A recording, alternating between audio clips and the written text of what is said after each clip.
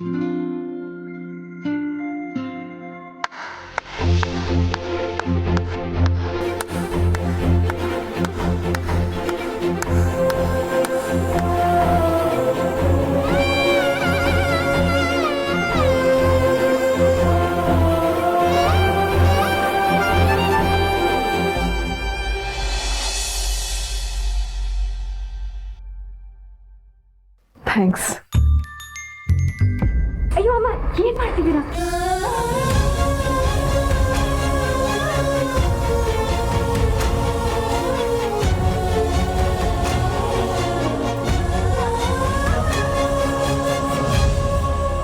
ಸಂಬಂಧದಲ್ಲಿ ನಾನು ನಿನಗೆ ಅತ್ತೆ ಇರ್ಬೋದು, ನೀನು ನನ್ನನ್ನು ಅಮ್ಮ ಅಂತಲೂ ಅಂದ್ಕೊಂಡಿರ್ಬೋದು. ಅದೇನೇ ಇದ್ರೂ ನೀನು ನನಗೆ ನೃತ್ಯ ಹೇಳ್ಕೊಟ್ಟಿದ್ದು ಗುರು.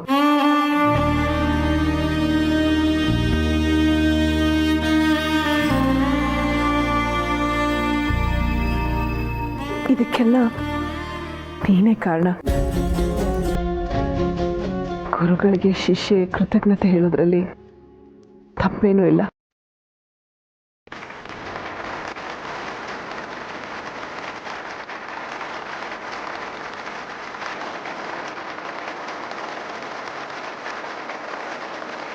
ನಿಜಕ್ಕೂ ನಿಮ್ಮ ಪರ್ಫಾರ್ಮೆನ್ಸ್ ತುಂಬಾ ಚೆನ್ನಾಗಿತ್ತು. ಮೈ ರೋಮಾಂಚನ ಆಯಿತು. ನಿಮ್ಮ ಈ ನೃತ್ಯಕ್ಕೆ ಯಾರು ಸ್ಫೂರ್ತಿ ಅಂತ ಕೇಳ್ಕೊಳ್ಬೋದಾ? ಇದೇ ಜಾಗದಲ್ಲಿ ಇದೇ ರೀತಿ ಸುಮತಿ ಅವರು ನೃತ್ಯ ಮಾಡ್ತಾ ಇದ್ರು ಅಂತ ನಾನು ಕೇಳಿದ್ದೆ.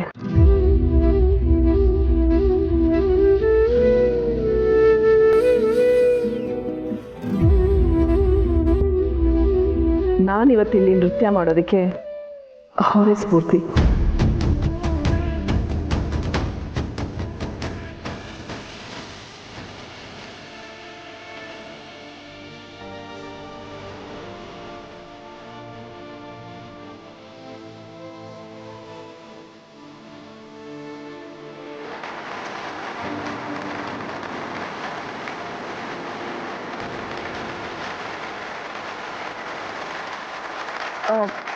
ನಂದೊಂದು ಚಿಕ್ಕ ಕೋರಿಕೆ. ನಾನು ನನ್ನ ಗುರುಗಳ ಜೊತೆ ಒಂದೆರಡು ಹೆಜ್ಜೆ ಹಾಕಬೇಕು. ಗುರುಗಳೇ,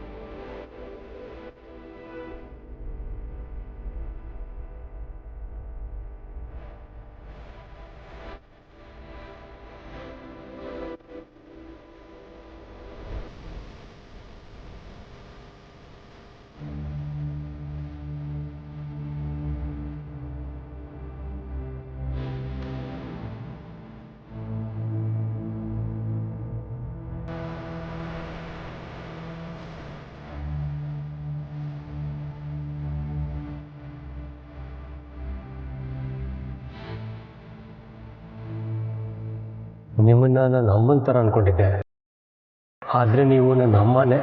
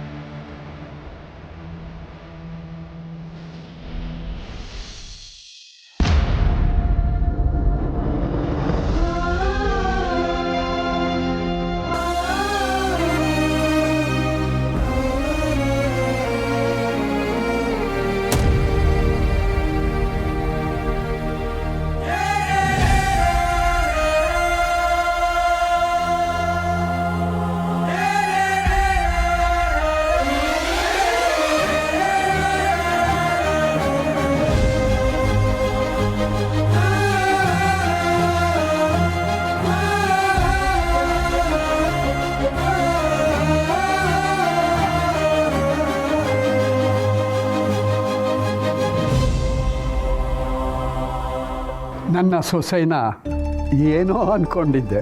ಮನೆಯಲ್ಲಿ ಮಕ್ಕಳ ತಾಯಿಯಾಗಿ, ತುತ್ತು ಮಾಡಿ ತಿನ್ನಿಸೋ ಅನ್ನಪೂರ್ಣೇಶ್ವರಿಯಾಗಿ.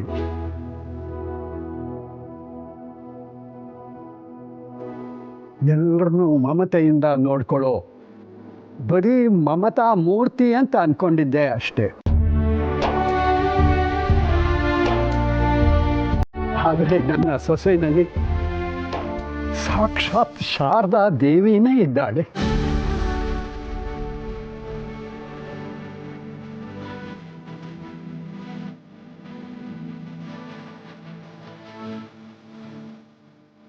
ಹೌದಮ್ಮ, ಕಣ್ಣಿಗೆ ಹಬ್ಬ ಅಂತಾರಲ್ಲ ಹಾಗಿತ್ತು ನಿಮ್ಮ ಡಾನ್ಸ್.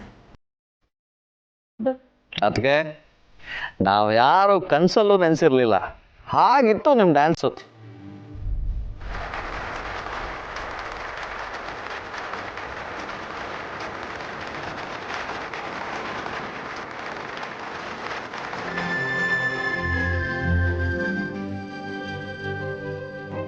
ಅಭಿ, ಪ್ರೋಗ್ರಾಮ್ ಮುಗೀತಾ ಇದೆ.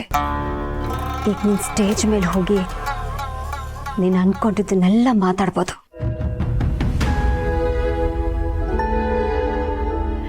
ಅಭಿ, ನಿನಗೆ ಹೇಳ್ತಿರೋದು, ಹೋಗಿ ಮಾತಾಡು.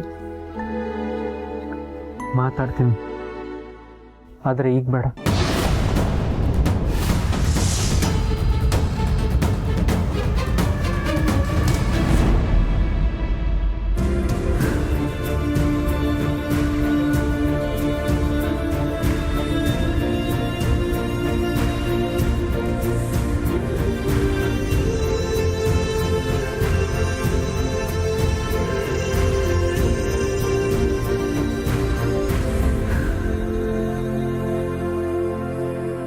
Just wonderful. ನೀವಿವತ್ತು ಸೆಲೆಬ್ರಿಟಿ ಆಗ್ಬಿಟ್ರಿ ಗೊತ್ತಾ. ನಿಮ್ಮ ಡಾನ್ಸ್ ಎಷ್ಟು ಚೆನ್ನಾಗಿತ್ತು. ನಂಗೊಂದು ಸೆಲ್ಫಿ ಕೊಡ್ತೀರಾ ಪ್ಲೀಸ್? ಎಲ್ಲರಿಗೂ ನೀವು ನಾನು ದೊಡ್ಡಮ್ಮ ಅಂತ ತೋರಿಸ್ಕೊಂಡು ತಿರ್ಗಾಡಬೇಕು.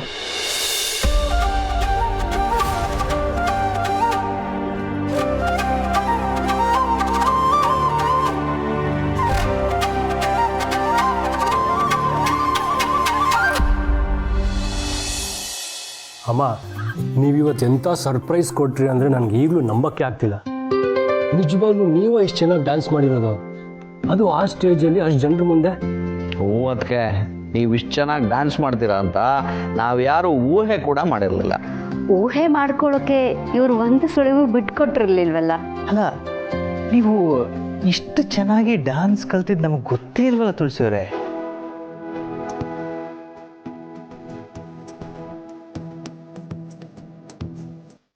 ನೀವು ನಮಗೆಲ್ಲ ಗೊತ್ತಾಗ್ದಿರೋ ಥರ ಯಾವಾಗ ಕಲ್ತ್ರಿ, ಹೇಗೆ ಕಲ್ತ್ರಿ? ಇದರಲ್ಲಿ ನನ್ನ ಸಾಧನೆ ಏನೂ ಇಲ್ಲ. ಇದನ್ನೆಲ್ಲ ನಾನು ಕಲಿತೆ ಅಂತ ಹೇಳೋದಕ್ಕಿಂತ ಪೂರ್ಣಿ ಕಲಿಸಿದ್ದು ಅಂತ ಹೇಳಿದ್ರೆ ಅದು ಸರಿ ಇರುತ್ತೆ ಅನಿಸುತ್ತೆ. ಅಮ್ಮ, ನಾನು ಕಲಿಸಿದ್ರಲ್ಲಿ ದೊಡ್ಡತನ ಏನೂ ಇಲ್ಲ. ನಾನು ಅಲ್ಲದೆ ಇದ್ದಿದ್ರು ಬೇರೆ ಯಾರಾದರೂ ಡಾನ್ಸ್ ಕಲಿಸ್ಬೋದಿತ್ತು. ಆದರೆ ನೀವು ಅಷ್ಟು ಬೇಗ ಕಲ್ತ್ರಲ್ಲ, ಅದ್ರ ಬಗ್ಗೆ ನನಗಿನ್ನೂ ಆಶ್ಚರ್ಯ ಇದೆ. ಇಲ್ಲ ಪೂರ್ಣಿ, ನನಗೆ ಡ್ಯಾನ್ಸ್ ಬಗ್ಗೆ ಏನೂ ಗೊತ್ತಿರಲಿಲ್ಲ. ಒಂದು ರೀತಿ ಖಾಲಿ ಹಾಳೆ ಅನ್ಬೋದು.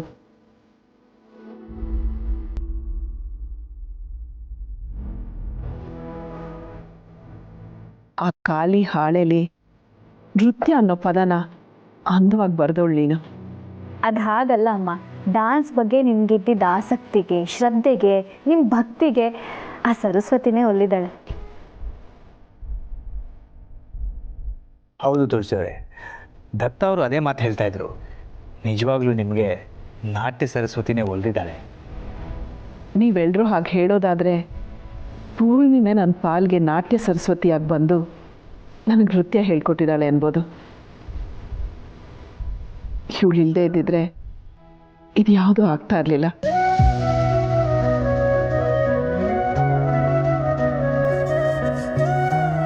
ನನ್ನಂತೊಳಗೆ ಇಷ್ಟು ಚೆನ್ನಾಗಿ ಡ್ಯಾನ್ಸ್ ಮಾಡೋದಕ್ಕೆ ಹೇಳ್ಕೊಡ್ತಾಳೆ ಅಂದರೆ ಪೂರ್ಣಿಗೆ ಇನ್ನದ್ದೆಂಥ ಪ್ರತಿಭೆ ಇರಬೇಕು. ಅವಳ ಈ ಪ್ರತಿಭೆ ಡ್ಯಾನ್ಸ್ ಕಲಿಬೇಕು ಅಂತ ಆಸೆ ಪಡ್ತಾ ಇರೋ ಎಷ್ಟೋ ಮಕ್ಕಳಿಗೆ ದಾರಿ ದೀಪ ಆಗಬೇಕು. ಸರಿಯಾಗಿ ಹೇಳಿದಿರಿ. ನೀವು ನನ್ನ ಸೊಸೆಯಿಂದ ಡಾನ್ಸ್ ಕಲ್ತಿದ್ದಕ್ಕೆ ನಮಗೆಲ್ಲ ಎಷ್ಟು ಸಂತೋಷ ಆಯಿತು. ಇದೇ ಥರ ನನ್ನ ಸೊಸೆಯಿಂದ ಡಾನ್ಸ್ ಕಲಿಯೋ ಪ್ರತಿಯೊಂದು ಮಕ್ಕಳ ಮನೆಯಲ್ಲೂ ಸಂತೋಷ ತುಂಬಿ ತುಳುಕಬೇಕು.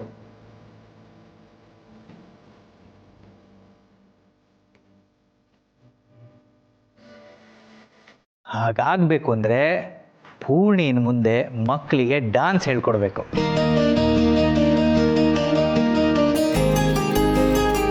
ಅದಕ್ಕೆ ನಾವು ಪೂರ್ಣಿಗೆ ಒಂದು ಗಿಫ್ಟ್ ಕೊಡ್ತಾ ಇದ್ದೀವಿ. ನನ್ನ ಮತ್ತು ತುಳಸಿಯವರ ಕನಸು ನಿಜ ಆಗುತ್ತೆ. ಕನಸ? ಹೌದು.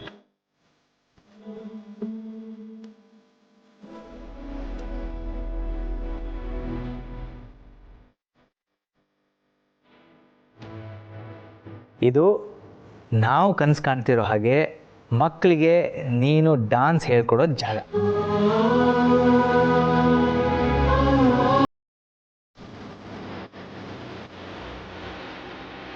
ಇಲ್ಲಿ ನಾಟ್ಯ ಸರಸ್ವತಿ ನೃತ್ಯ ಶಾಲೆ ಅಂತ ಕಟ್ತೀವಿ.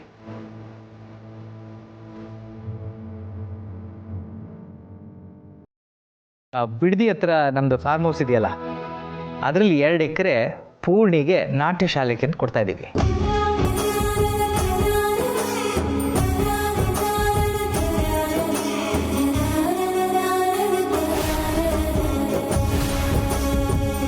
ಅಲ್ಲಿ ಡ್ಯಾನ್ಸ್ ಕಲಿಯೋ ಮಕ್ಕಳಿಗೆ ಊಟ, ಉಳ್ಕೊಳ್ಳೋ ಜಾಗ ಎಲ್ಲ ಇರುತ್ತೆ. ನೃತ್ಯನೇ ಜೀವನ ಅಂದ್ಕೊಂಡಿರೋ ಎಷ್ಟೋ ಮಕ್ಕಳಿಗೆ ಪೂರ್ಣಿಯಲ್ಲಿ ಡ್ಯಾನ್ಸ್ ಕ್ಲಾಸ್ ಮಾಡ್ತಾಳೆ.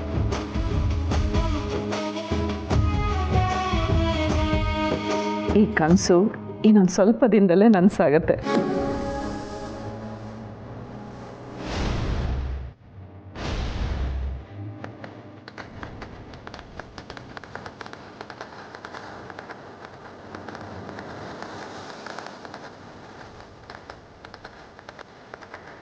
ಪುಣಿ, ನೀನು ಪ್ರಾಕ್ಟೀಸ್ ಕಂಟಿನ್ಯೂ ಮಾಡು. ವಿದ್ವತ್ ಎಕ್ಸಾಮ್ ತಗೋ. ಅದೆಲ್ಲ ಆಗೋಷ್ಟೊತ್ತಿಗೆ ಇಲ್ಲಿ ನಾಟ್ಯ ಶಾಲೆ ರೆಡಿಯಾಗಿರುತ್ತೆ.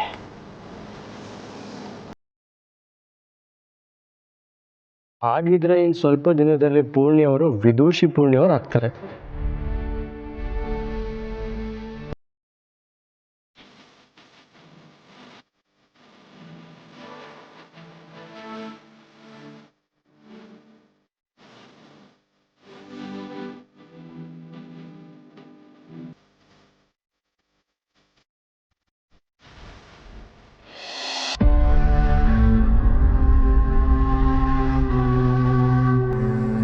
ಬರೀ ಒಂದು ಡಾನ್ಸ್ ಮಾಡಿದ್ದಕ್ಕೆ ನಿಮ್ಮ ಮಾವ ಪೂರ್ಣಿಗೆ ಎಂತ ಒಳ್ಳೆ ಗಿಫ್ಟ್ ಕೊಟ್ರು.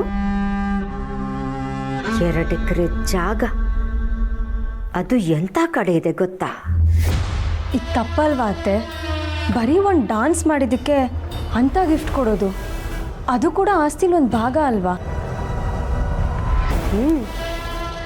ಅದು ಕೂಡ ಆಸ್ತಿಲಿ ಒಂದು ಭಾಗನೇ ಹೌದು. ಆದರೆ ಆಸ್ತಿನೇ ಇನ್ನೂ ಭಾಗ ಆಗಿಲ್ವಲ್ಲ. ಹಾಗಿರುವಾಗ ಆ ಜಾಗನ ಯಾರಿಗೆ ಬೇಕಾದರೂ ಕೊಡೋ ಹಕ್ಕು ನಮ್ಮ ಭಾವಂಗಿದೆ. ನೋಡಿದ್ರಾ, ನನ್ನ ಗಂಡಂಗೆ ಅವಮಾನದ ಮೇಲೆ ಅವಮಾನ ಆಗ್ತಾ ಇದೆ. ನನ್ನ ಗಂಡ ಕಷ್ಟಪಟ್ಟರು ದುಡಿಬೇಕು ಅಂತ ಸ್ವಲ್ಪ ಜಾಗ ನಮ್ಮ ಅಪ್ಪಂಗೆ ಕೊಟ್ಟಿದ್ದಕ್ಕೆ ಈ ಮನೆಯವರೆಲ್ಲ ಬಾಯಿಗೆ ಬಂದ ಹಾಗೆ ಮಾತಾಡಿದ್ರು. ಅದು ಅಲ್ಲದೆ ಪೊಲೀಸ್ ಕಡೆಯಿಂದ ಫೋನ್ ಮಾಡಿಸಿ ಕಡೆಗೆ ಆ ಜಾಗನೂ ವಾಪಸ್ ತಗೊಂಡ್ರು. ಆದರೆ ಈಗ ಬರೀ ಒಂದು ಡಾನ್ಸ್ ಮಾಡಿದ್ದಕ್ಕೆ ಅವಳ ಹೆಸರಿಗೆ 2 ಎಕರೆ ಜಾಗನ ಕೊಟ್ಟಿದ್ದಾರೆ. ನಿಜ ದೀಪಿಕಾ, ನೀನು ಹೇಳ್ತಾ ಇರೋದೆಲ್ಲ ಕೇಳಿದ್ರೇ ಸಂಕಟ ಆಗುತ್ತೆ. ನನಗೇನೆ ಇವರೆಲ್ಲರ ಮೇಲೂ ಪ್ರೀತಿ ಇದೆ, ಎಲ್ಲರ ಜೊತೆಲಿ ಇರಬೇಕು ಅನ್ನೋ ಆಸೆನೂ ಇದೆ. ಆದರೆ ಇವ್ರು ನಮ್ಮನ್ನು ಯಾಕೆ ಈ ರೀತಿ ಬೇರೆ ಮಾಡ್ತಿದ್ದಾರೆ? ಒಂದು ಕಣ್ಣಿಗೆ ಬೆಣ್ಣೆ, ಇನ್ನೊಂದು ಕಣ್ಣಿಗೆ ಸುಣ್ಣ ಅನ್ನೋ ಹಾಗೆ ಅವಿಭಾವಂಗೆ, ಪೂರ್ಣಿ ಅಕ್ಕಂಗೆ ಎಲ್ಲ ಮಾಡಿಕೊಡ್ತಾರೆ. ಅದೇ ನನ್ನ ಗಂಡಂಗೂ ಮೋಸ ಆಗೋ ಹಾಗೆ ನಡ್ಕೋತಾರೆ. ಕೈಯಲ್ಲಿದ್ದ ಅಧಿಕಾರನ ಕಿತ್ಕೋತಾರೆ. ನಮ್ಮನ್ನು ತುಂಬ ಕೇರ್ಲೆಸ್ ಮಾಡ್ತಿದ್ದಾರೆ. ಪ್ರಪಂಚ ಇರೋದೇ ಹಾಗೆ ಅಲ್ವಾ? ಎದ್ರೆ ಕಾಲು ಹಿಡ್ಕೋತಾರೆ, ಬಗ್ಗಿದ್ರೆ ಜುಟ್ಟು ಹಿಡ್ಕೋತಾರೆ. ಅವ್ರು ಏನೇ ಮಾಡಿದ್ರು ಅಭಿ ಎಲ್ಲ ಸಹಿಸ್ಕೋತಾನೆ. ಆಗಾಗ ಸುಮ್ಮನೆ ಮಾತಾಡ್ತಾನೆ, ಕೂಗಾಡ್ತಾನೆ ಅನ್ನೋದು ಬಿಟ್ಟರೆ ಬೇರೆ ಏನೂ ಮಾಡಲ್ಲ. ಅವರೆಲ್ಲರೂ ಸ್ವಲ್ಪ ಎಮೋಷ್ನಲ್ ಆಗಿ ಮಾತಾಡ್ಬಿಟ್ರೆ ಸಾಕು, ಅಭಿ ಸೈಲೆಂಟ್ ಆಗಿಬಿಡ್ತಾನೆ. ಅವ್ರಿಗೆ ಬೇಕಾಗಿರೋದು ಅದೇ ಅಲ್ವಾ, ಅಭಿ ಒಳ್ಳೆತನನ ಎನ್ಕ್ಯಾಶ್ ಮಾಡ್ಕೊಳ್ಳೋದು. ಛೇ, ಒಳ್ಳೆಯವ್ರಿಗೆ ಇದು ಕಾಲನೇ ಅಲ್ಲ ಅತ್ತೆ. ನಾನು ಅದನ್ನೇ ತಾನೇ ಹೇಳಿದ್ದು, ಇಲ್ಲಿ ಒಳ್ಳೆತನ ದುರುಪಯೋಗ ಆಗುತ್ತೆ. ನೋಡು ಈಗ ಅಭಿ ಹೇಗೆ ಸುಮ್ಮನಾಗಿದ್ದಾನೆ ಅಂತ. ನನಗಂತೂ ಇದನ್ನೆಲ್ಲ ಸಹಿಸ್ಕೊಳಕ್ಕೆ ಆಗ್ತಿಲ್ಲ ಅತ್ತೆ. ಅವ್ರು ನನಗೆ ಏನಂದ್ರೂ ಪರವಾಗಿಲ್ಲ, ನನಗೆ ಅನ್ಯಾಯ ಮಾಡಿದರೂ ಪರವಾಗಿಲ್ಲ, ಆದರೆ ನನ್ನ ಗಂಡ ಏನೂ ಮಾಡ್ಕೊಳಕ್ಕಾಗಲ್ಲ ಅನ್ನೋ ರೀತಿ ಟ್ರೀಟ್ ಮಾಡ್ತಿದ್ದಾರೆ. ನಾವೆಲ್ಲರೂ ಯೂಸ್ಲೆಸ್ ಅನ್ನೋ ಥರ ನೋಡ್ತಿದ್ದಾರೆ. ಭಾಗ ಕೇಳ್ತಿದ್ದೀನಿ ಅಂತ ಭಯ ಹುಟ್ಟಿಸಿ ಈಗ ಬಾಯಿ ಮುಚ್ಕೊಂಡು ಹಿಂದೆ ಹೊರಟೋದ ಅಂತ ಆಡ್ಕೊಂಡು ನಗ್ತಾರೆ. ಇದನ್ನೆಲ್ಲ ನಾನು ಹೇಗೆ ಸಹಿಸ್ಕೊಳ್ಳಿ ಅತ್ತೆ? ಇದಕ್ಕೆಲ್ಲ ನನ್ನ ಹತ್ರ ಉತ್ತರ ಇಲ್ಲ. ಅಭಿ, ಇವಳು ಕೇಳ್ತಾ ಇರೋ ಪ್ರಶ್ನೆಗಳಿಗೆ, ಇವಳು ಮನಸ್ಸಿನಲ್ಲಿ ಆಗ್ತಿರೋ ಒದ್ದಾಟಗಳಿಗೆ ನೀನೇ ಉತ್ತರ ಕೊಡಬೇಕು.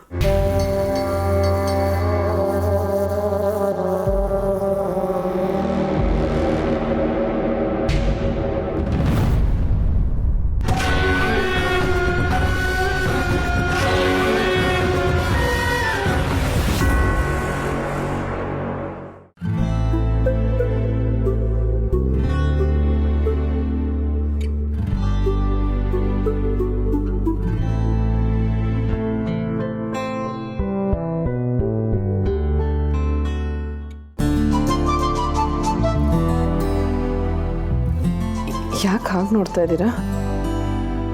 ನನ್ನ ಹೆಂಡ್ತಿನ ನಾನು ನೋಡೋಕೆ ಕಾರಣ ಹೇಳಬೇಕಾ?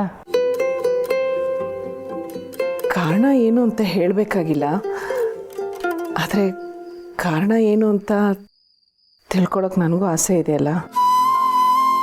ನಿಮಗಿರೋ ಹಾಗೆ ನನಗೂ ಒಂದು ಆಸೆ ಇದೆ. ಆಸೆನಾ? ಏನದು? ನಾನು ನಿಮ್ಮ ಹತ್ರ ಏನೋ ಹೇಳಬೇಕು ಅಂತ ಆಸೆ.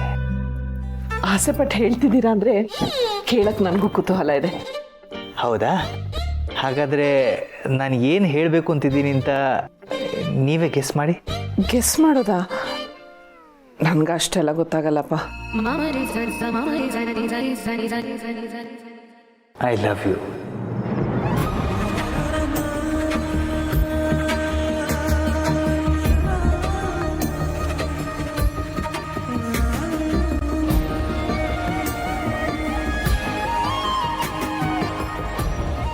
ಏನಿದೆ ಈ ವಯಸ್ಸಲ್ಲಿ?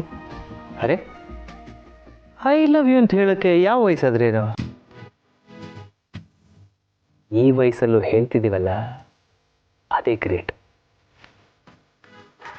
ಎಷ್ಟೋ ಜನ ಗಂಡ ಹೆಂಡತಿಯರು ಈ ವಯಸ್ಸಿಗೆ ಬರ್ತಿದ್ದ ಹಾಗೆ ಬದುಕಬೇಕು ಅನ್ನೋ ಒಂದೇ ಕಾರಣಕ್ಕೆ ಬದುಕ್ತಿರ್ತಾರೆ.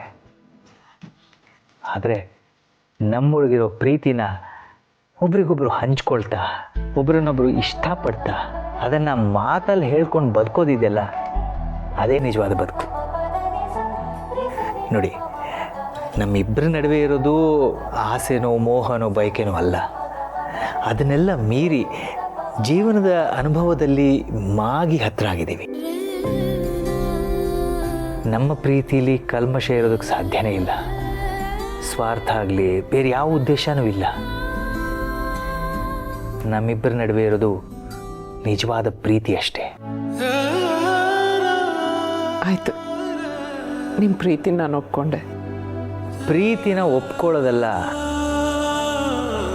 ಪ್ರೀತಿಸೋರು ಪ್ರೀತಿಸ್ತಿದ್ದೀನಿ ಅಂತ ಹೇಳಿದಾಗ ನಾನು ನಿಮ್ಮನ್ನು ತುಂಬ ಪ್ರೀತಿಸ್ತಿದ್ದೀನಿ ಅಂತ ವಾಪಸ್ ಹೇಳಬೇಕು.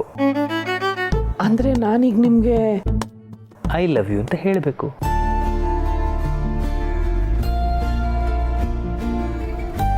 ಇಲ್ಲ, ಅದೆಲ್ಲ ಮನಸ್ಸಲ್ಲಿರುತ್ತೆ, ಬಾಯಲ್ಲಿ ಯಾಕೆ ಹೇಳಬೇಕು? ಮನಸ್ಸಲ್ಲಿದೆ ಅಂದಮೇಲೆ ಮಾತಲ್ಲಿ ಹೇಳೋದಕ್ಕೆ ನಾಚಿಕೆ ಹಾಕಬೇಕು. ಮನಸ್ಸಲ್ಲಿದೆ ಅಂತ ಗೊತ್ತಾದ ಮೇಲೂ ಮಾತಲ್ಲಿ ಯಾಕೆ ಕೇಳಬೇಕು? ಅದೆಲ್ಲ ನನಗೆ ಗೊತ್ತಿಲ್ಲ. ನೀವೀಗ ನನಗೆ ಹೇಳಬೇಕು, ನಾನು ಕೇಳಬೇಕು. ಏನಿದು ಮಗು ಥರ ಹಠ ಮಾಡ್ತಾ ಇದ್ದೀರಾ? ಸರಿ, ಗಂಡನ ಹಾಗೆ ಪ್ರೀತಿಯಿಂದ ಕೇಳ್ತಾ ಇದ್ದೀರಿ. ಹೇಳಿ, ಐ ಲವ್ ಯು ಅಂತ ಹೇಳಿ.